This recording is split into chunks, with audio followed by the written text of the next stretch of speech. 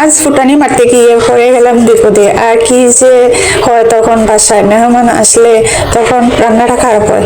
আর সেই রকম অবস্থা।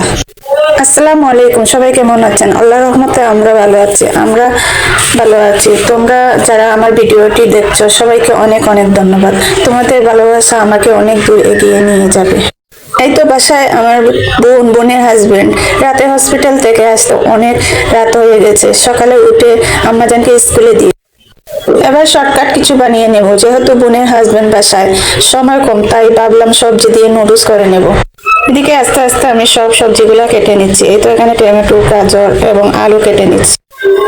ধনেপাতা আর কাঁচামরিচ গুলো একসাথে কেটে নিয়ে এবং আমি রান্নাটা বসিয়ে নেব। এই তো আমি ধনেপাতা গুলো কেটে নিচ্ছি, সবগুলো একসাথে কেটে। আর কি বলবো, এদিকে আমার বোনের ছেলে অনেক দুষ্টুমি করতেছে, ওর জন্য কোনো একটা কাজ করতে পারতেছি না। এই তো আমি নুডলস আগে সবগুলো সবজি আগে সিদ্ধ করে নিয়ে তারপরে নুডলসটা সিদ্ধ করে নিলাম।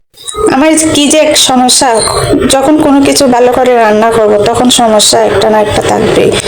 আজ দেখো আমি সব সবজিগুলা কেটে নিলাম, তারপর আমি পেঁয়াজ কাটতে ভুলে গেলাম। তো আজ আমি পেঁয়াজ ছাড়া রান্না করব নুডলস। জানি না সবাই কি বলবে, ফুটানি মারতে গিয়ে নুডলসটা না জানি কিভাবে হবে। বয়ে বয়ে রান্না করেছি, আজ মান সম্মান কিছু থাকবে না। সবাইকে নুডলস দিয়ে এবার নিজে একটু খেয়ে নিচ্ছি। আলহামদুলিল্লাহ অনেক ভালো হয়েছে, মান সম্মান রেখে গেল শেষ পর্যন্ত। সত্যি পেঁয়াজ ছাড়া সবজি দিয়ে নুডলসটা অনেক ভালো হয়েছে। ভিডিওটি সবার কেমন লাগলো কমেন্ট করে জানাবেন। আজ এই পর্যন্ত, আল্লাহ হাফিজ।